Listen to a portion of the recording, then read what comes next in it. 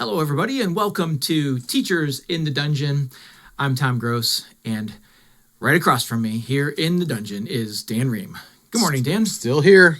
Yeah, I said good morning because it is morning, and it was a little chilly walkover today. Yes. A little white on the ground today. Finally, yeah. Yeah, it's 2 weeks late. Based on this recording, it's 2 weeks late. Should have come 2 weeks ago, and then we would have had a nice white Christmas. Yes. But nonetheless, that's just the way it goes. So we are in a new year, and we were just talking beforehand. We have survived 2023 because 1 year ago, approximately, the OGL debacle dropped. It just felt like Dungeons and Dragons was going to fall into the abyss. Yep. And not the fun abyss that you go and adventure in. Right. Yes. not fun adventuring abyss, the one of death. But we've survived. We're not associated with Dungeons and Dragons or Wizards or anything like that, but we as a community, we've survived. Yes. We've made it. Yeah. And our conversation before we started recording was basically, we feel like the diversification of what people are playing now is larger, which I do believe about a year ago we had said. Yeah. If anything comes out of this that's positive, it's going to be that people are playing more games and more diverse games. Mm-hmm. And I don't think there's anything wrong with that. Now, again, if we were on the checkbook of Wizards of the Coast, I don't know that we would be feeling the same way. Right. But we're an RPG podcast. We talk about how RPGs help in the classroom, help people think kinds of things that we learn from it, things like that. And so I think good has come from it. Maybe some self-reflection on the side of Hasbro as to, what this community is like and how voraciously loyal we are. Mm-hmm. And so we didn't really plan to talk about that, but it just was on my mind when we turned on the mics here in the dungeon. So I thought something we can take stock of at the end of the year is how have things gone? Yeah. Both officially for Wizards of the Coast and then in the community as a whole. Right. And by the time we got to Gen Con, I didn't hear any talk of the OGL or anything like that on like a common basis. No. There might have been some just remarks here or there from the companies that are potentially going to benefit from that debacle. And that's fine. I'm all for the diversification.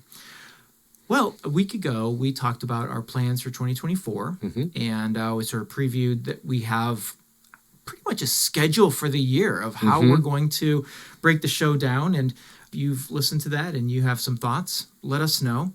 I'm going to take this minute also to bring up, if you are listening on iTunes through Apple Podcasts, or if you're listening through Spotify, let us know what you like about the show. Put some comments out there. It's reinvigorating for us, but on a more, as teachers, we never want to toot our horn. We just like to go about our business quietly and do what we do. So it's a little hard sometimes to say, tell us what you like about the show. Not only just for us, but also for people who are looking for, maybe a new community in the RPG world, a podcast that they're looking for. The comments that you make on those shows are much more valuable than the things we say about our own show. Mm-hmm. And so there's a place for each episode on Spotify where you can interact with us and you can leave comments for us. And then I know that you can leave comments on Apple Podcasts. So get out there and do that. We'd like to hear from you.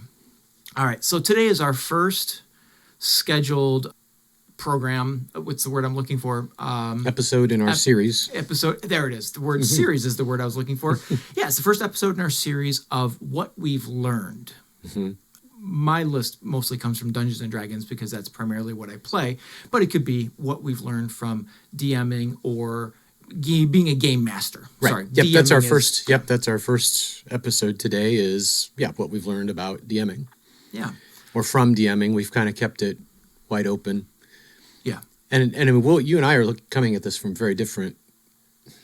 Well, I shouldn't say very different, but from different approaches in the sense that you've been around the game much longer.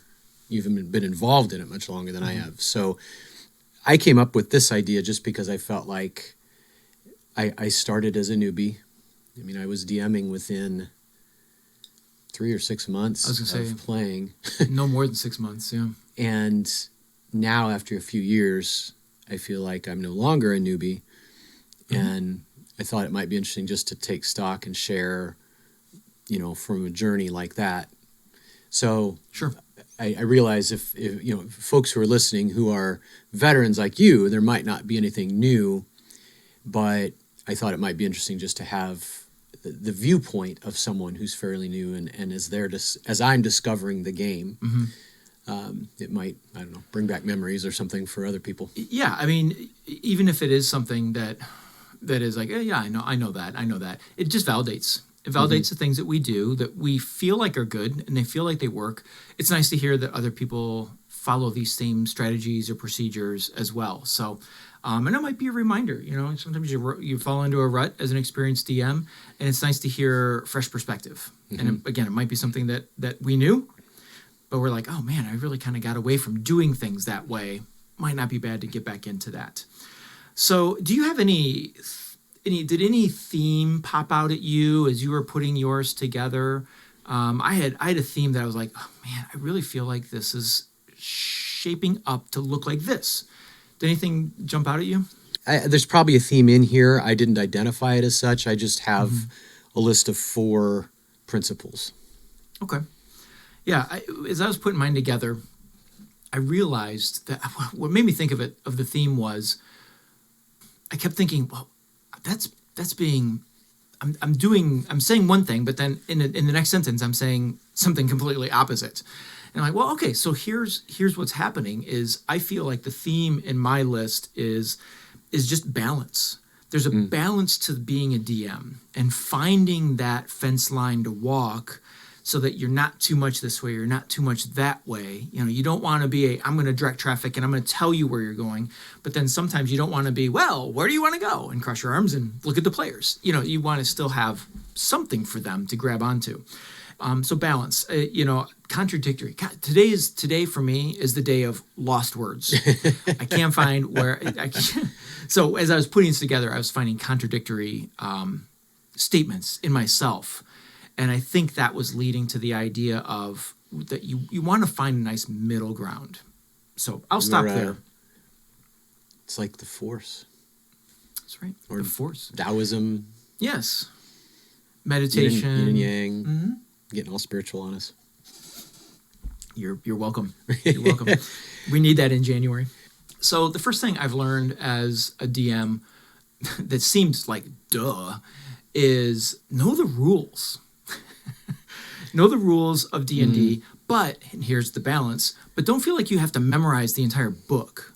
So what I wrote down and what I'm thinking is always be a scholar of the game. When you're sitting down to prepare, one thing I often ask myself is there anything new rules-wise that I might be introducing to the game today that I may not know how to do?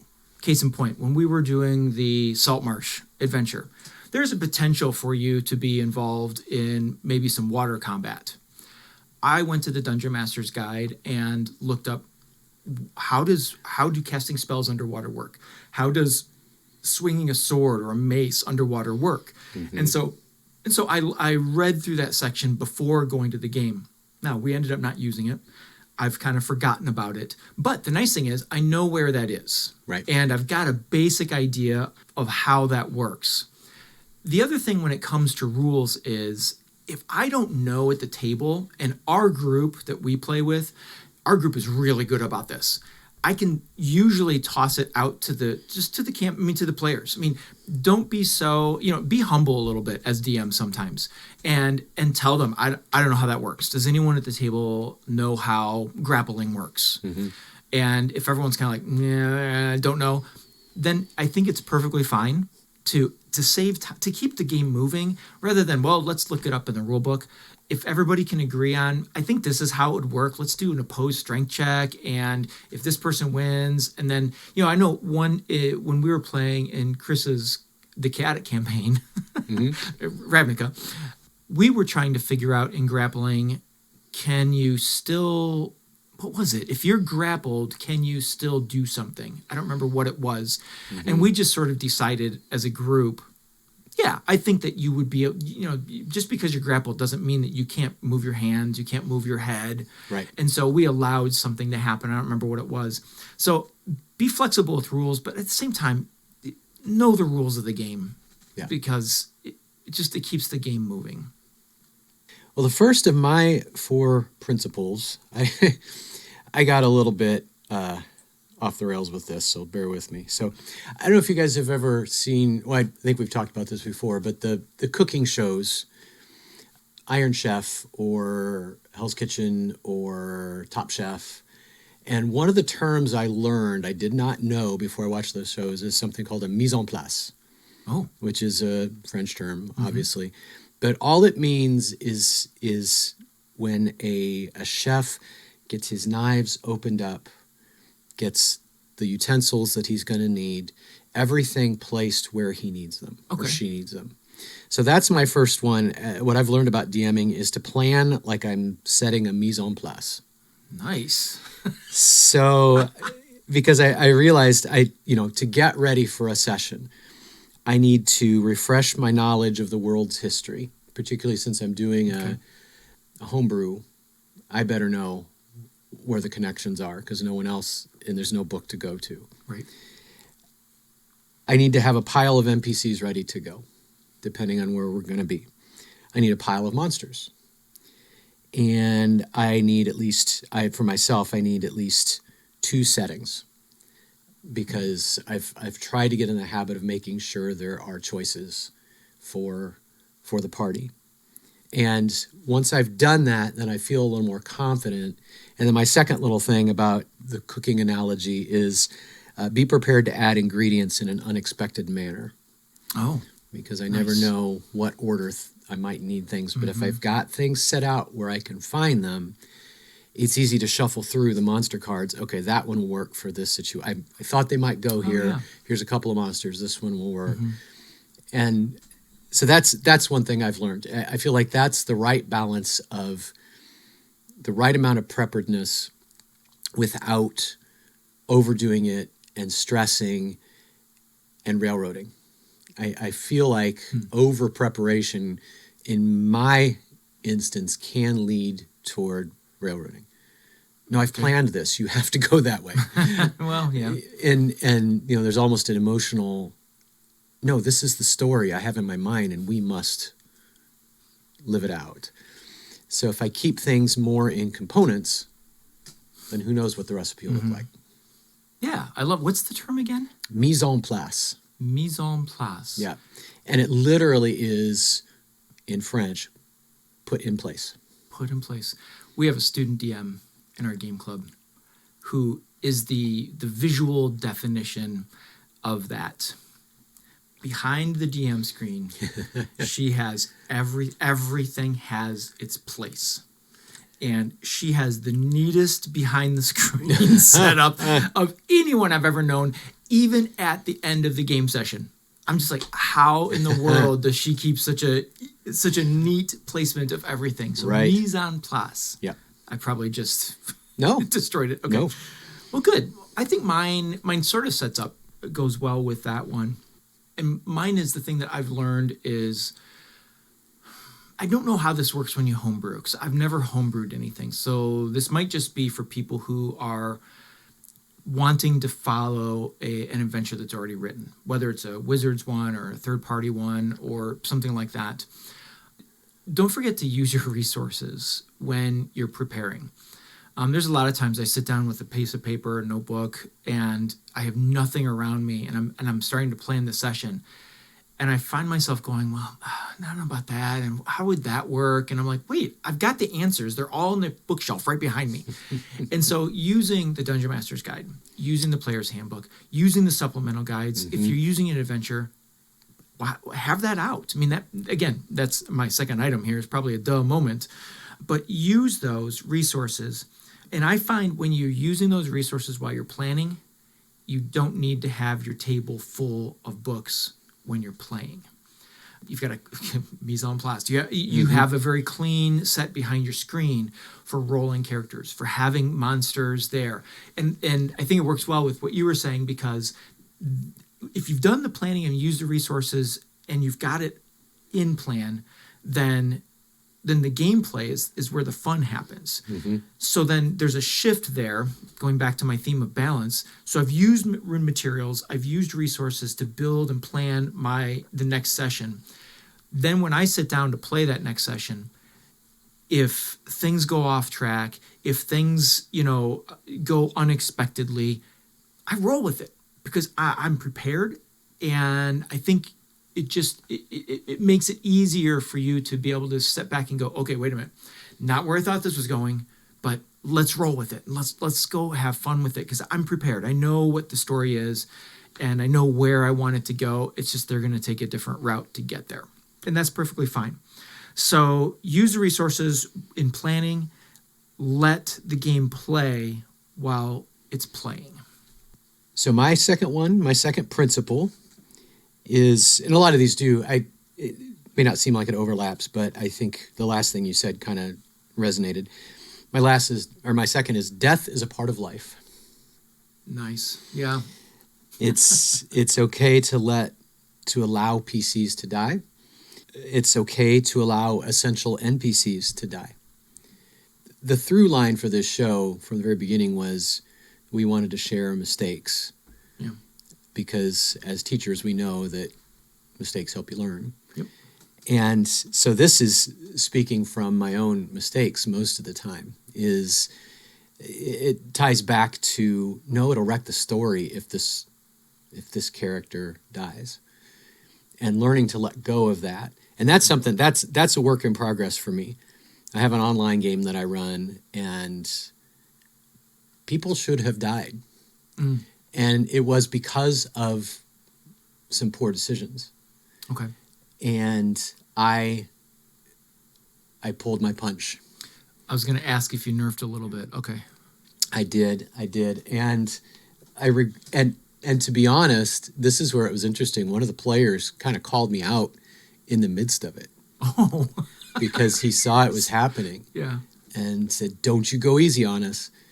But by that point, I'd already kind of committed to a way out. Mm-hmm. So I did. And hindsight, I probably shouldn't have. Okay. I shouldn't have done that. That's something I'm still learning. That is a weakness for me, comes right down to it, kind of a bleeding heart. And I hate to see, I was going to say hate to kill characters, but just like in teaching, when a kid says, "Are you going to give me an F?" My reply is, "I don't give grades. I simply reflect to you your performance. Right. You earn whatever grade." And it's kind of the same here. It's not me killing characters, it's characters dying because of faulty decisions or bad dice rolls or whatever. Yeah. And I need to man up on that. I struggle with that quite a bit. There was a time in college when there were people I didn't want to keep playing in the campaign. They were just disruptive. They were not interested. They were more interested in drinking alcohol than playing. And so I admit I killed characters there. But generally, that's not something that feels good to do. No. And, way back when in the pandemic, when we had an hour-long lunch to be able to visit and talk, we talked about this topic. And I think what we came down to was, in 5th edition, it's really hard to die. Yes. Especially if you've got a good team of a good diverse group of characters. Spare the dying. I mean, come on. Yeah.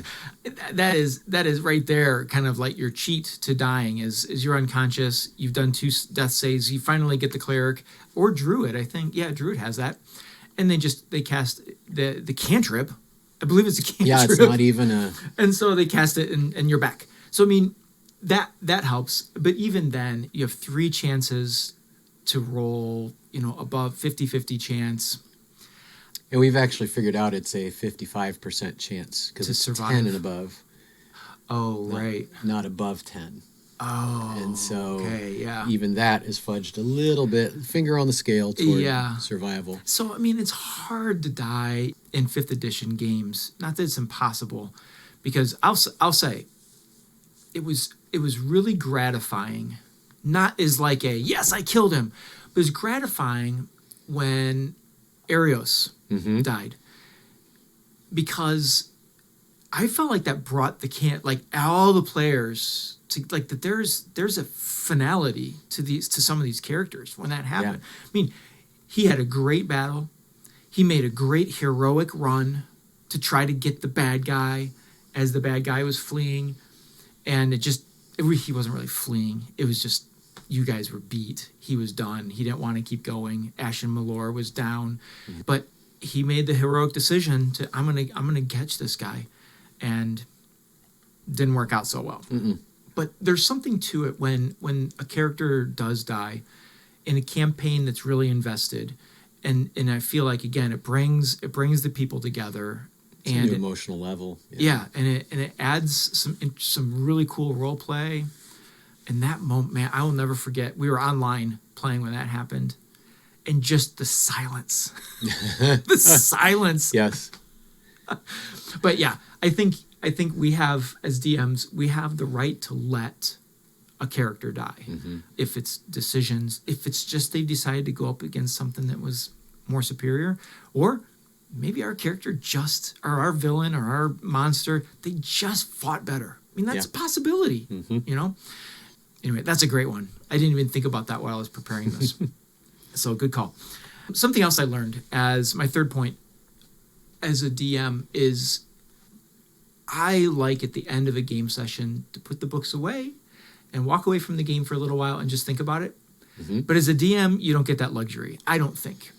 I think when the game is over, the game's not over when you're the DM, because so much happens, and depending on how long you play, your sessions are, I don't know, and this might just be me, I really struggle during gameplay to take notes for myself.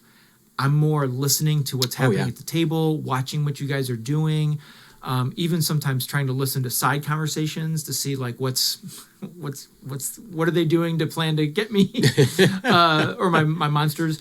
But I really have a hard time writing down things that were said, deals that were done, requests that were made. Yeah. Chris's character Karavek in our Waterdeep campaign, he's always asking me, and I love it. He's always asking me, well, I'm going to go to this vendor or to this business owner, and I'd like to ask him about this. If I can trade these spell scrolls in and get these spell scrolls, do they have them available? I'm like, I said I'll have to we'll have to save that for like the but then I forget, and then I always text him, what was it that you wanted, and so I think we usually play late into the night, and so usually that night is not when I'm going to sit down and do this. But first thing when I wake up in the morning, I try to go to my stuff and write down everything I can remember as far as deals done and all that kind of thing. Great minds think alike. I just started doing that with, again, the online one that I'm DMing to do just post-session notes. I just think it helps so much that when you sit down, and for us, we play monthly. So, 3 weeks later, when I'm going, oh, wait, we play next Friday, I better start preparing.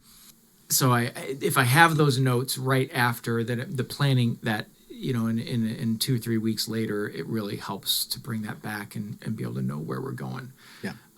Really top of the mind right now because we're getting ready to bring Waterdeep back, and there's a lot. Yeah. There is a lot because I also added into there a year has passed since our last game. And so now I'm trying to remember, where did we end? What were some of the things? And then now, what was it that you guys wanted to accomplish over the year while you're not adventuring? And so It's been a lot to try to put that together. It's coming together, but it's taking a long time. If I had better notes of that last game session, it probably would have helped. And so this is sort of, again, in progress, something I'm trying to really become a student of, is taking those notes after we play. Yeah. My next one is I'm kind of dropping down now to obviously, a couple examples, but just things that I need reminding of. And my third principle is my job as DM. So the task for a DM is just to make sure people have fun, whatever that means. And that sounds simple, but at the same time, if you really think about it, it short circuits a lot of the other anxieties. What if I forget this rule, or what if I screwed up in our online one and had them meet a character who knew things she couldn't have known. So I just had to on the fly quickly figure out, okay, how's that going to be? and rather than, oh no, I did it wrong. Sorry guys, let's back up. Stay in the moment, figure it out, make sure that it's an entertaining experience for them. So that's really the main thing. The other kind of side note to making sure people have fun is managing behavior at the table. And that's not something we really have to worry about with the people that we play with. No. Now, sometimes in our game club Yes. games, and it's not so much like bad behavior; it's more distracted behavior. Yes. and at Yes. least in my at my table. Yes. So I would say, and again, the little bits that have been is that I would notice that at the adult games is it's a side effect of the fact that we only see each other once a month. Yeah. And people want to catch up. Mhm. And so that's and actually managing behavior when you say it that way, that is tough. We've talked a little bit. There've been some occasions, where phones have been out that have kind of derailed, conversations that aren't about the game. Yeah. But these are your adult friends. It's kind of hard to shake your finger at them and say, Right. I think the best thing, and actually I suppose I do this as a teacher sometimes too, is if you keep them occupied enough, they don't have time for Right. those things. Yeah. So as much as you can just race past and draw people back in simply because what you're doing at the table is more interesting than what's on their phone, I think that can help alleviate that problem. Right. And sometimes, with the way the game is gone, sometimes it's hard to tell when the phone is a distraction or they're using it as a tool because of D&D Beyond. Right. And having characters online or making, looking up a spell is really easy on Google. You just Google it, and generally you get the basics of what the spell does. And so sometimes it's hard to tell as the DM, why are they looking at their phone? And so I don't know. I'm with you. It's a challenge, but I think it also depends on who are you playing with. Yep. I liked your comment on, we're playing at a table of peers and friends that you work with but are also friends with. How do you do that? I mean, sometimes I think breaks are nice. Yes. If you kind of catch that, if you get in the vibe that people are getting antsy, a lot of phones are out. We all have families. Yes. So there's that. And so maybe more breaks, something like that. But I feel like our group has really kind of created sort of a culture of, hey, if I'm not directly involved, I'm going to get up, go get a snack, grab a drink, come back to the table. Maybe have a side conversation that's hopefully not distracting to the table. But if we're out, we split the party and I know in Waterdeep this happens a lot. Yes. Because you guys are constantly splitting off and going different ways, which is fine. But I do feel bad sometimes because it can go half hour, 45 minutes where three of you don't do anything. And so when you're having conversations or you're on your phones and stuff like that, I don't even pay attention to it because really you wouldn't have known what's happening anyway. So, but it's balance. Yes. There is definitely a balance. Mm-hmm. Mine piggybacks on that, in not so much as far as behavior, but as far as what direction do the players go. So I say let the players play, but still manage the table. There are a lot of things happening at the table, especially during and after combat. What I'm thinking about after combat is, hey, I saw a treasure chest over there, and I'm going to go to it. And someone that's standing right there is like, oh, I didn't see that treasure chest. Well, now who really saw it? And so you're trying to figure out Right. Trying to find that. But we want to keep things moving. Mm-hmm. So it's a balance of, okay, we're going to still take turns. A lot of times, if that's the case, we're still in the initiative order. Yeah. Combat's over, but whoever saw the treasure chest first, who's higher in the initiative, you're going to be the first one to make your move for that. Yes. So that's, to me, I consider that managing the table. Yeah. So that you don't have a bickering over, well, I saw it first, or I ran here or there, and whatever. So there's that side of things. But then there are also times when managing the table that you kind of want things to slow down. Mm-hmm. And again, I go back to the Waterdeep campaign. When we're role-playing, the last thing I want to do, and I don't know, there's times I'm like, maybe I really should shorten this. Maybe I should cut this and we should move on. But I love just sitting back sometimes and letting you guys talk it out as characters.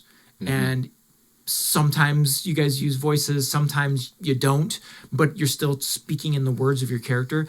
I just think sometimes it's fun to sit back and let you guys do that. And I would consider that slowing the game down, because nothing is really happening. You're really putting a hyper focus on a moment of the game, but you're having fun doing it. I think you better tell me, you guys, if you're not. But it looks like you're having fun playing the game. It is kind of drawing out some of the story is coming through here. You're creating relationships between your characters, which I think is good. So again, balancing, letting you guys play and do what you need to do, but then also taking control when things need to keep moving on. I also go back to the Dungeon Dudes on this. There were I remember several instances in the first season where the three of them are like, just, well, what if we do this and then blah blah blah, and then like they'll spend 15 minutes, and finally Monty will be like, you guys need to make a decision. Yes. Yeah. Or he'll start interjecting more to try to like, let's make a decision without saying let's make a decision. I think there is that, and to kind of I'm gonna squish my last two together here. So that's managing the table, letting the players play, but managing the table to make sure things keep going. The other one is, as a DM, I've learned that telling the story is not my job. My job is to give you the setting, maybe give you some options of conflict, and then let you decide as the players where to go with that. So I'm not sure that I'm the best at this all the time, but it is something that when it happens, it definitely feels right. And I think a lot of those times, I don't know, I guess, no, not necessarily. Sometimes it's the way I want you to go, but I'm like thrilled that, yes, they did. They went the way I wanted to. And other times I'm like, okay, so I've got some punting to do here, but I like the way this is going. I am surprised that the Waterdeep book is of any use to you at all anymore, as much as we have gone off the rails and in different directions. And I think that's the main thing that kept me from wanting to do a published adventure, was the fear of that you know, you've introduced NPCs that we've grabbed onto and you've had to develop that aren't anywhere in that published material. We've tried to go in directions that have nothing to do with that. I mean, the setting is still there, but that book has really become more of a resource now. yes, it's a setting. It's a setting, and you guys completed the adventure of that particular book, the Dragon Heist book.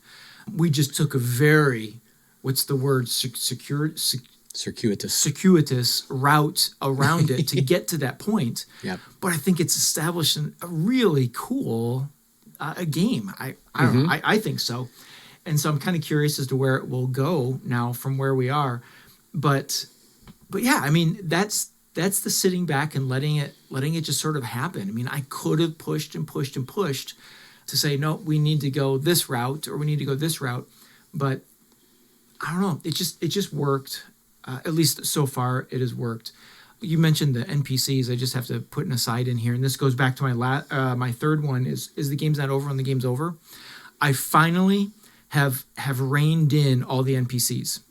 I've created a spreadsheet with 4 tabs at the bottom. Nice. That has like allies, business associates, enemies, and then I had to create one called the party. Because it was kind of cool to put together because I've got some that are like active players, inactive players, deceased players. Oh. I mean, it's become quite a long list because we've had players come and go, but then some of those players have had 2 characters. Well, one player has had 2 characters. 3. 3, yes, that's right.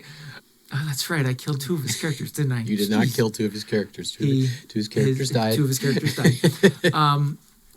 Thank you for that. And so, I think I have a handle on who all of the NPCs are, but I'm sure one of you will say, well, now I wanted to go talk to this person. And I'm going to be like, who's that now? Right. It's upwards of 50 NPCs. Wow. that you guys have had association with and that you continue to go back to from time to time. So that's cool. But wow, did that take a long time for me to kind of put that together? Right. I flipped through 2 notebooks to gather all those names. So the game's not over when the game's over. And my last point was let the players play. It's not your story to tell. It's their story to tell as DM. Cool. Well, I can just wrap it up then, because my last one is give the players agency. Nice. But ... but not too much. So, Balance. Balance. So I don't have too much more to add to what you've said. I've just got, part of following all of my earlier principles is making sure that there is a story at the end of all of this. Mm-hmm. There should be a story. Make sure it's there, even if it's not the one that I originally intended. In fact, it probably, as you were saying, if we take all of these things seriously as DMs, it actually shouldn't be the story we originally intended. Yeah. Because you've got 3, 4, 5, 6 other minds at work on this. Collaborating. And, yes. And it really should go in a different direction than we originally intended. Mm-hmm. And I'm getting better at that. I definitely railroaded you guys with the Telesario one, but if you didn't get to all those points, then the map wouldn't work. Right, exactly. Yeah, I mean, and there's things about that you have sometimes for the story, or for it all to make sense. You do have to push them or gently guide them in certain ways, but that's fine. But I feel like I've gotten good. I mentioned already, but with the online game that I'm running right now, I think it was the second session, they sold out the NPC that was supposed to be their guide and helper and earlier on, I think there was a moment of panic, and my thought, I was actually sort of horrified at the cold-bloodedness. I was like, who are these people that I'm playing with? Yeah, but then I thought, let's see where it goes.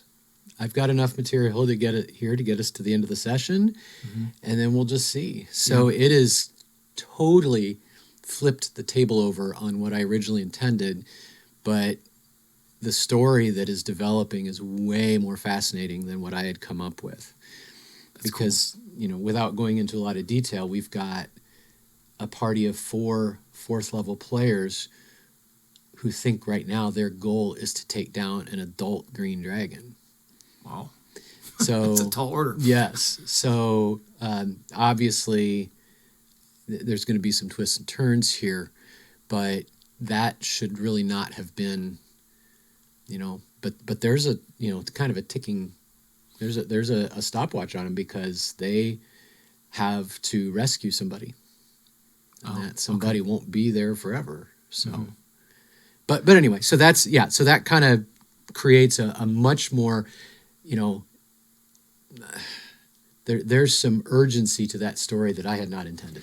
Well, I was just gonna say, as a DM, when you do need to guide people through, that's a very soft and intense, from the player's point of view, a way to get them to get where you need to by putting a time limit on it, by putting a chase or something like that, to where you're being chased, or maybe you're chasing something and that leads it, and it doesn't feel from the player side to be railroading. It's, hey, I'm trying to achieve something here, and it gets them to the next point where you wanted to get. And I was just going to make the comment of, sometimes as a player, I like it when you or Chris or the DM says, this is the next place that you guys need to go. Ah, good. Okay. Yes. It takes some pressure off, because there are times when it comes to the story and I'm like, I'm not even sure what the next thing is that I need to do. Yes. And it's not because of confusion in the way the story came together on your end. It was more like, there's so many things that we have the possibility to do. I'm not sure what the next one is. So sometimes that nudge for players is nice. But again, as DM, one thing I've learned is read the table. Yes. If they really seem to be flailing about trying to figure out what to do next, I think a hint here or there, a letter shows up. I mean, that one's kind of an obvious, like, here's my guidance to you guys. A letter shows up, but while we want the players to feel that they have that agency, sometimes it's nice as a player to get that guidance from the DM as to what comes next. So, all right, well, cool. Well, I hope this was helpful for people. I know listening to yours gave me some reminders. I was going to say things. it's helpful for me. So yeah, I know it's a good thing we did this. So this was a lot of fun to talk about this. And it was good in reflection, especially as I'm preparing to start up our Waterdeep campaign again. Right. To kind of remind me what is my duty as DM, because I was looking at the last date. It's been over a year since we've done the Waterdeep and since I've DM'd for you guys. Yes. And so this was nice to sort of reflect on and think about, what do I need? What is my job as DM, and how can I be the best DM that I can be? And so hopefully other people find the value in that as well. If you did, let us know. As I mentioned at the top of the show, leave us a note on the episode on Spotify, or leave us a review of what you liked about this show on Apple Podcasts. We'd love to get your feedback there. Or you can always jump onto our social media or send us an email to teachersinthedungeon@gmail.com.